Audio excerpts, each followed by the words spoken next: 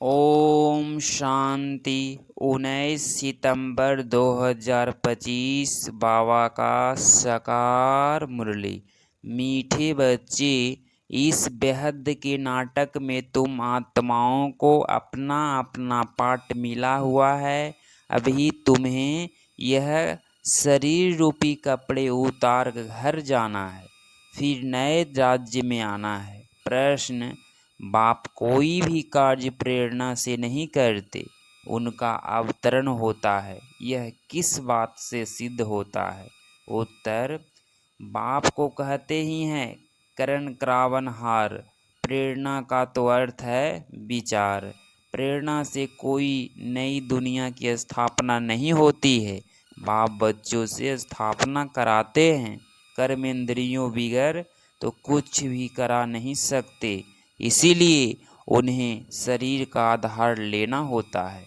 ओम शांति। रूहानी बच्चे रूहानी बाप के सामने बैठे हैं, गोया आत्माएं अपने बाप के सम्मुख बैठी है। आत्मा जरूर जिस्म के साथ ही बैठेगी। बाप भी जब जिस्म लेते हैं तब ही सम्मुख होते हैं। इसको ही कहा जाता है आत्म परमात्मा अलग रहे। तुम बच्चे समझते हो उच्च ते उच्च बाप को ही ईश्वर प्रभु परमात्मा भिन्न नाम दिए हैं। परमपिता कभी लौकिक बाप को नहीं कहा जाता है। सिर्फ परमपिता लिखा तो भी हर्जा नहीं है। परमपिता यथार्थ वह सभी का पिता एक। बच्चे जानते हैं हम परमपिता के साथ बैठे हैं। परमपिता परमात्मा और आत्माएं शांति धाम के रहने वाले हैं। यहाँ पाट बजाने आते हैं। सतयुग से लेकर कलयुग अंत तक पाट बजाया है। हो गई नई रचना। रचता बाप ने समझाया है कि तुम बच्चों ने ऐसे पाट बजाया है। आगे यह नहीं जानते थे कि हमने 84 जन्मों का चक्र लगाया है। अभी तुम बच्चों से ही बाप बात करते हैं जिन्होंने 84 का चक्र लगाया है। सब तो 84 जन्म नहीं ले सकते हैं। यह समझाना है कि 84 का चक्र कैसे फिरता है। बाकी लाखों वर्ष की तो बात ही नहीं। बच्चे जानते हैं कि हम 5000 वर्ष बाद पाट बजाने आते हैं। हम पाटधारी हैं। उच्च ते उच्च भगवान का भी विचित्र पाठ है। ब्रह्मा और विष्णु का विचित्र पाठ नहीं कहेंगे। दोनों ही 84 का चक्र लगाते हैं। बाकी शंकर का पाठ इस दुनिया में तो है नहीं। त्रिमूर्ति में दिखाते हैं। स्थापना विनाश पालना चित्रों पर समझाना होता है। चित्र जो दिखाते हो उस पर समझाना है। संगम युग पर पुरानी दुनिया का विनाश तो होना ही है। प्रेरणा अक्षर भी रॉन्ग है। जैसे कोई कहते हैं आज हमको बाहर जाने की प्रेरणा नहीं है। प्रेरणा यानी विचार। प्रेरणा का कोई और अर्थ नहीं है। परमात्मा कोई प्रेरणा से काम नहीं करता। न प्रेरणा से ज्ञान मिला। ज्ञान मिल सकता है। बाप आते हैं इन कर्मेंद्रियों द्वारा पाट बजाने। करण क्रावनहार है ना, कराएंगे बच्चों से। शरीर बिगड़ तो कर ना सके। इन बातों को कोई भी जानते नहीं। न ईश्वर बाप को ही जानते हैं। ऋषि मुनि आदि कहते थे हम ईश्वर को नहीं जानते, न आत्मा को जानते, न परमात्मा बाप को जानते। कोई में ज्ञान नहीं है। बाप है मुख्य क्रिएटर, डायरेक्टर। डायरेक्शन भी देते हैं, श्रीमत भी देते हैं। मनुष्यों की बुद्धि में तो सर्वव्यापी का ज्ञान है। तुम समझते हो बाबा हमारा बाबा है। वो लोग सर्वव्यापी कह देते हैं तो बाप समझ ही नहीं सकते। तुम समझते हो यह बेहद के बाप की फैमिली है। सर्वव्यापी कहने से फैमिली की खुशबू नहीं आती। उनको कहा जाता है निराकारी शिव बाबा। निराकारी आत्माओं का बाबा शरीर है। तब आत्मा बोलती है कि बाबा बिगड़ शरीर तो आत्मा बोल न सके। भक्ति मार्ग में बुलाते आए हैं, समझाते हैं, वह बाबा दुख हरता सुख करता है। मुक्त सुख मिलता है सुख धाम में, शांति मिलती है शांति धाम में। यहाँ है ही दुख यह ज्ञान तुमको मिलता है संगम पर। पुराने और नए के बीच बाप आते ही है, जब नई दुनिया की स्थापना और पुरानी दुनिया का विनाश होना है। पहले हमेशा कहना चाहिए नई दुनिया की स्थापना, पहले पुरानी दुनिया का विनाश कहना रॉन्ग हो जाता है। अभी तुमको बेहद के नाटक की नॉलेज मिलती है। जैसे उस नाटक में एक्टर्स आते हैं तो घर से साधारण कपड़े पहनकर आते, फिर नाटक में आकर कपड़े बदलते हैं, फिर नाटक पूरा हुआ तो वह कपड़े उतार कर घर जाते हैं। यहाँ तुम आत्माएं को घर से अशरीरी आना होता है। यहाँ आकर यह शरीर रूपी कपड़े पहनते हो। हर एक को अपना अपना पार्ट मिला हुआ है। यह बेहद का नाटक। अभी यह बेहद की सारी दुनिया पुरानी है, फिर होगी नई दुनिया सतयुग स्वर्ग। वह बहुत छोटी है, एक धर्म है। तुम बच्चों को इस पुरानी दुनिया से निकल फिर हद की दुनिया में नई दुनिया में आना है, क्योंकि वहाँ है एक धर्म। अनेक मनुष्य होने से बेहद हो जाती है। वहाँ तो है एक धर्म, थोड़े मनुष्य, एक धर्म की स्थापना के लिए आना पड़ता है। तुम बच्चे इस बेहद के नाटक के राज्य को समझते हो कि यह चक्र कैसे फिरता है। इस समय जो कुछ प्रैक्टिकल में होता है उनका ही फिर भक्ति मार्ग में त्योहार मनाते हैं। नंबरवार कौन कौन से त्योहार है यह भी तुम बच्चे जानते हो। उच्च ते उच्च भगवान शिव बाबा की जयंती कहेंगे। वह जब आए तब फिर और त्योहार मने। शिव बाबा पहले पहले आकर गीता सुनाते हैं, यथार्थ आदि मध्य अंत का ज्ञान सुनाते हैं, योग भी दिखाते हैं, साथ साथ तुमको पढ़ाते भी हैं। तो पहले पहले बाप आया, शिव जयंती हुई, फिर कहेंगे गीता जयंती। आत्माओं को ज्ञान सुनाते हैं तो गीता जयंती हो गई। तुम बच्चे बिगड़ कर त्योहारों को नंबरवार लिखो। इन बातों को समझेंगे भी अपने धर्म के। हर एक को अपना धर्म प्यारा लगता है, दूसरे धर्म वाले की बात ही नहीं। बहल किसको दूसरा धर्म प्यारा हो भी परंतु उसमें आ न सके। स्वर्ग में और धर्म वाले थोड़े ही आ सकते हैं। जहाड़ में बिल्कुल साफ है।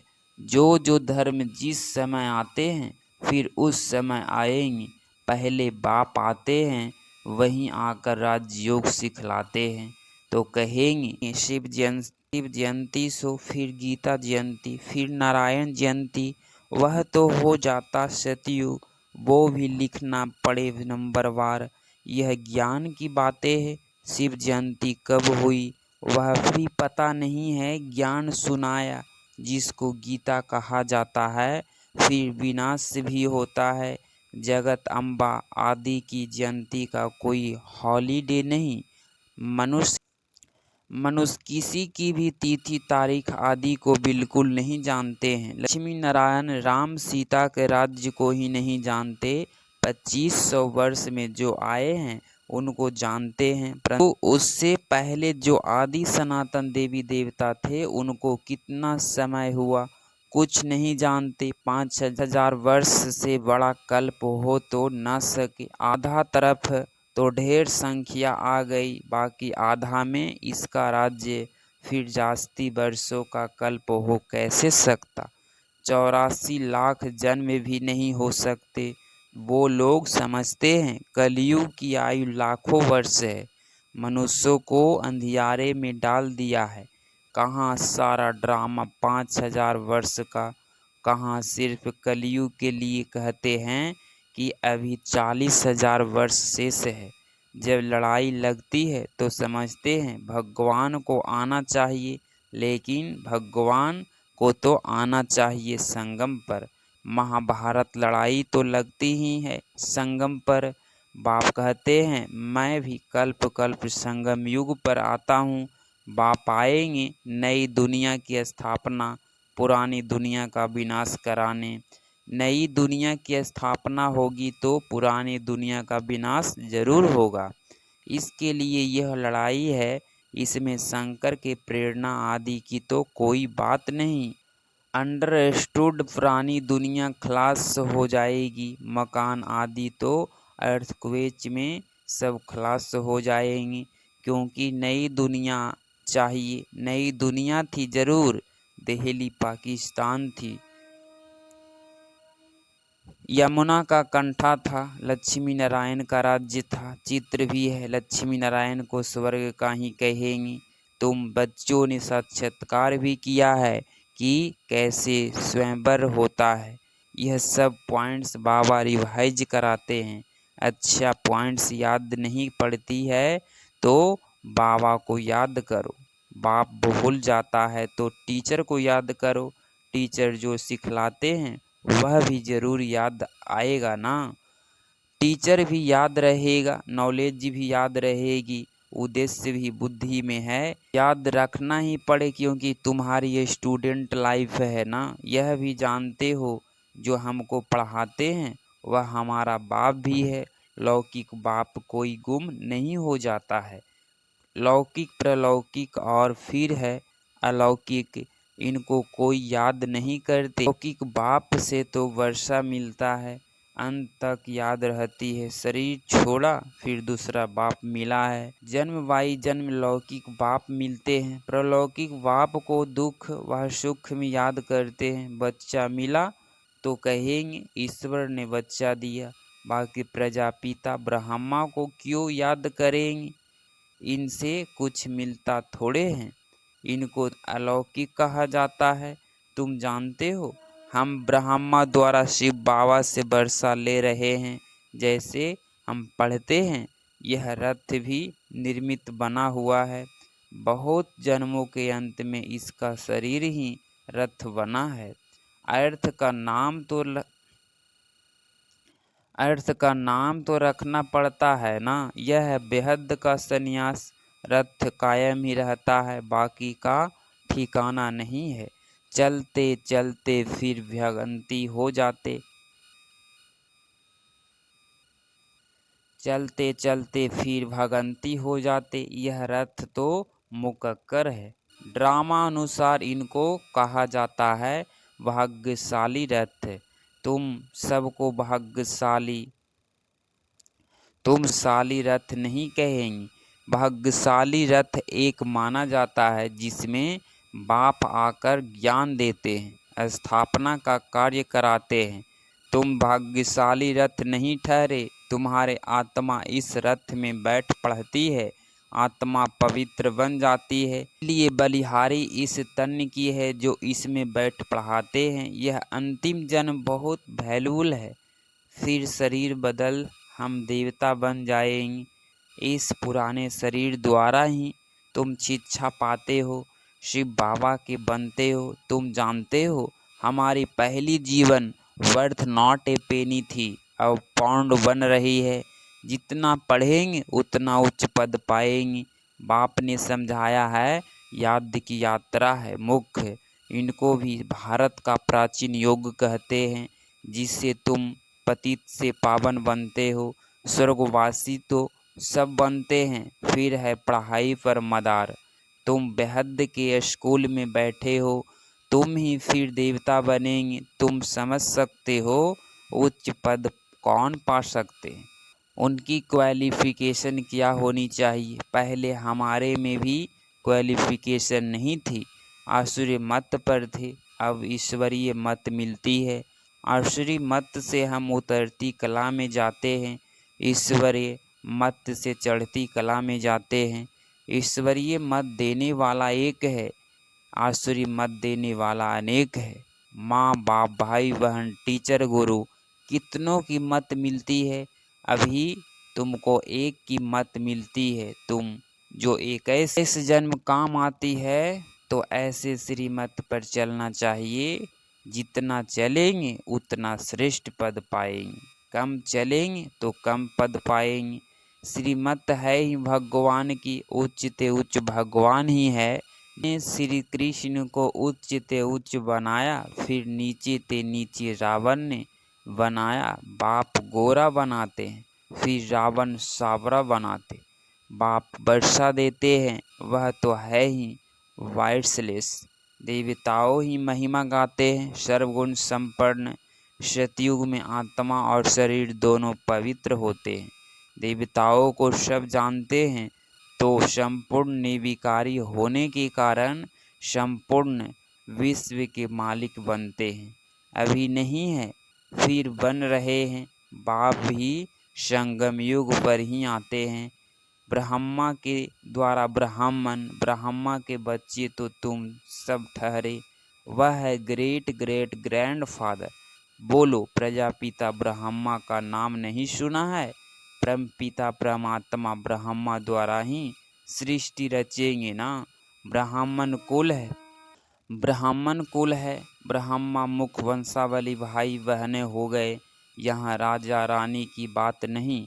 वहाँ यह ब्राह्मण कुल तो संगम का थोड़ा समय चलता है। रजाई ना पांडवों की है ना कौरवों की है। अच्छा, मीठे मीठे सिकलते बच्चों प्रति माता पिता बाप दादा का याद प्यार और गुड मॉर्निंग। रूहानी बाप की रूहानी बच्चों को नमस्ते नमस्ते। धारणा के लिए मुख्य सार पॉइंट नंबर फर्स्ट, 21 जन्म श्रेष्ठ पद का अधिकारी बनने के लिए सब आसुरी मतों को छोड़ एक ईश्वरीय मत पर चलना है, संपूर्ण वाइसलेस बनना है। पॉइंट नंबर 2, इस पुराने शरीर में बैठ बाप की शिक्षाओं को धारण कर देवता बनना है। यह है बहुत वैल्यूबल जीवन, इसमें बर्थ पाउंड बनना है। 19 सितंबर 2025 का वरदान, सर्व आत्माओं को यथार्थ अविनाशी सहारा देने वाले आधार उदात्त मूर्त भव। स्पष्टीकरण, वर्तमान समय विश्व के चारों ओर कोई न कोई हलचल है। कहाँ मन के अनेक टेंशन की हलचल है, कहाँ प्रतीक की तमो प्रधान वायुमंडल के कारण हलचल है। अल्पकाल के साधन सर्व को चिंता की चिता पर लिए जा रहे हैं। इसीलिए कल्पकाल के आधार से, प्राप्तियों से, विधियों से थक कर वास्तविक सहारा ढूंढ रहे हैं। तो आप आधार उद्धार मूर्त आत्माएं, उन्हें श्रेष्ठ अविनाशी प्राप्तियां की यथार्थ वास्तविक अविनाशी सहारे की अनुभूति कराओ। स्लोगन, समय मूल्य खजाना है, इसीलिए इसे नष्ट करने के बजाय फौरन निर्णय कर सफल करो। अव्यक्त इशारे, अब लगन की अग्नि को प्रज्वलित कर योग्य को ज्वाला रूप बनाओ। जैसे सूर्य की किरणें फैलती है, वैसे ही मास्टर सर्वशक्तिमान की स्टेज पर शक्तियों व विशेषताओं रूपी किरणें चारों ओर फैलती अनुभव करेंगे। इसके लिए मैं मास्टर सर्वशक्तिमान विघ्न विनाशक आत्मा हूँ। इस स्वमान्य के प्रीति की सीट पर स्थित होकर कार्य करो तो विघ्न सामने तक भी नहीं आएंगे। अगर आप इस चैनल पे डेली मुरली क्लास सुन रहे हैं तो चैनल को प्लीज़ सब्सक्राइब करें और नोटिफिकेशन ऑल पे क्लिक करें। मिलते हैं अगला क्लास में। ओम शांति।